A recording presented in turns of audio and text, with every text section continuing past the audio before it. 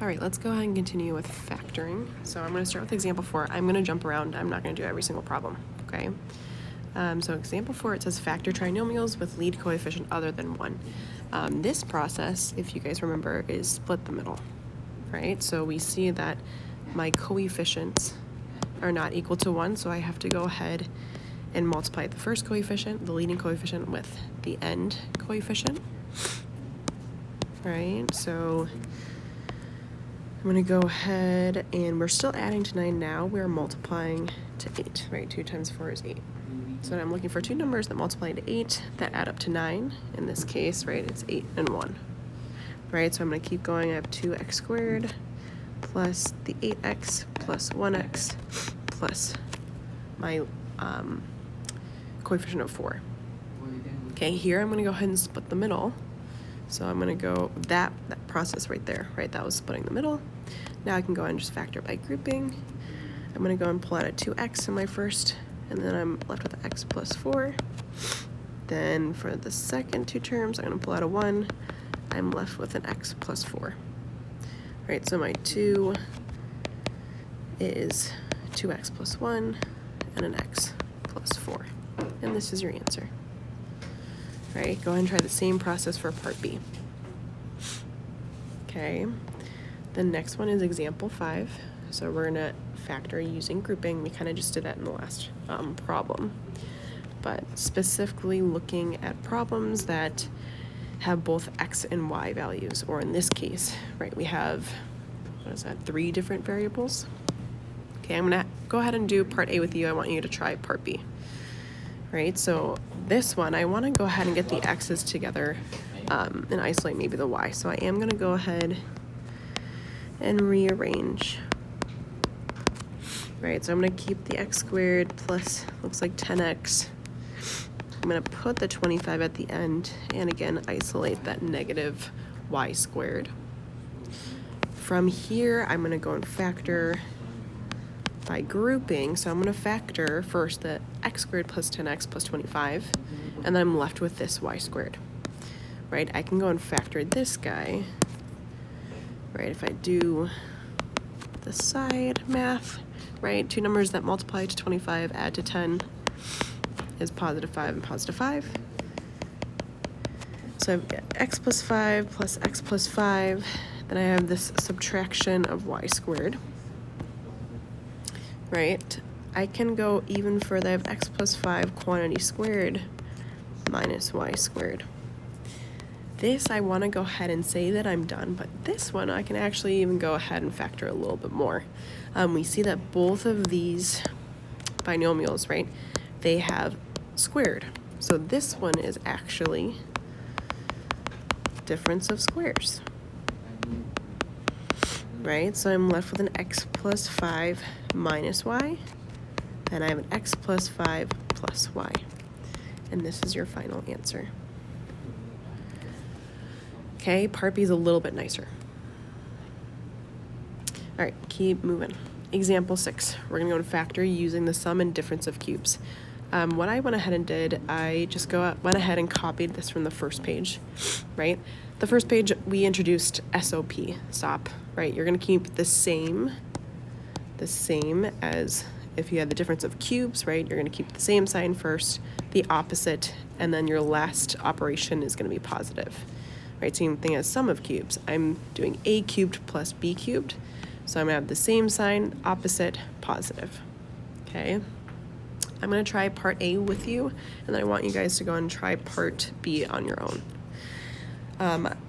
Part A, we have t cubed minus 125, right? I'm gonna go and split this up into 3 different terms, right? So this is really t times t times t, and then 125 can be split up into 5 times 5 times 5, right? 5 cubed gives me 125, right? So I can go ahead and start writing, right? This becomes t minus 5, right? Difference of cubes, I have the t minus 5, right? So the t's are my a values, the 5 is my b values. If I kept going, I have a squared, so then I have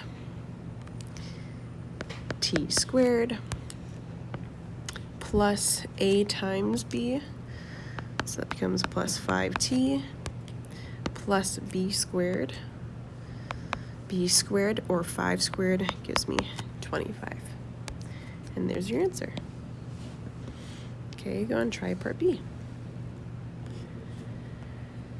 Then part 7, this is when we go ahead and talk about factor out the greatest common factor. Okay, the greatest common factor. For these specific ones, we see that in our original problems, right, we're dealing with fractions. Okay, when I go ahead and start this process, I kind of look at the first term, right? The first term is x plus 2 quantity to the power of 1/2, right? I'm going to go and factor this guy out because I know that 1/2 is inside 3/2, right? So I'm going to go and factor out. Factoring is also dividing. So I'm going to go and divide each of these terms by the x plus 2 to the 1/2 power. Okay, so I'm going to go ahead and factor this guy out. So then whatever's left is going to be my big parentheses. If I go and factor this guy out of my first term, right, I see this division, I'm just left with 1 plus, and then I'm doing the same thing. I'm going to go and divide the x plus 2 to the 1/2 power by the 3 times the quantity of x plus 2 to the 3/2 power, right? So I'm left with a 3, right? 3 divided by 1 is 3. In parentheses, I still have that x plus 2. And now I have to figure out what my exponent is, right? When you divide, you subtract, right? So I'm going to take 3/2 minus 1/2, right? That gives you 2/2, which is 1. So you're left with an exponent of 1. Right? If I kept going, I still have the x plus 2 to the power of 1/2. I have 1 plus, and now I can distribute that 3 to both the x and positive 2. So this becomes 3x plus 6. And then I can go ahead and combine. So I have my factored out of the x plus 2 to the 1/2 power. And then I just combined the 1 and the 6. So I'm left with 3x plus 7. And this is your answer. Okay. Go ahead and try B. Very similar process, right? We're going to see that there's some division, meaning there's some factoring going on. And then we're going to see that somewhere our exponents will go ahead and subtract because of the division, right? When we divide, we subtract our exponents. All right, and then example 8, the question is, why are these irreducible? Or in other words, why are they not factorable, right? These ones are just based off of reason. For part A, we have x squared plus 9, right? This one is not factorable. There's nothing else I could do because of this addition sign. So in order to be factorable,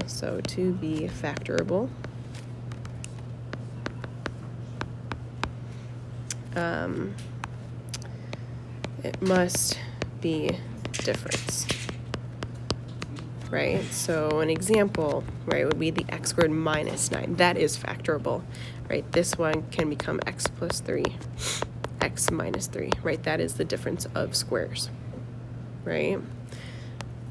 Very similar kind of with part B. It says x squared plus 2x plus 3, right? If I'm looking at my two numbers that add to 2, multiply to 3, right? Two numbers that multiply to 3 are 1 and 3, right? Those are the only factors of 3, multiples of 3, right? 1 plus 3 does not equal the 2, so this one does not work. So your reason would be nothing multiplies to 3 and adds to 2. And that's it. Okay, so go and finish up the notes.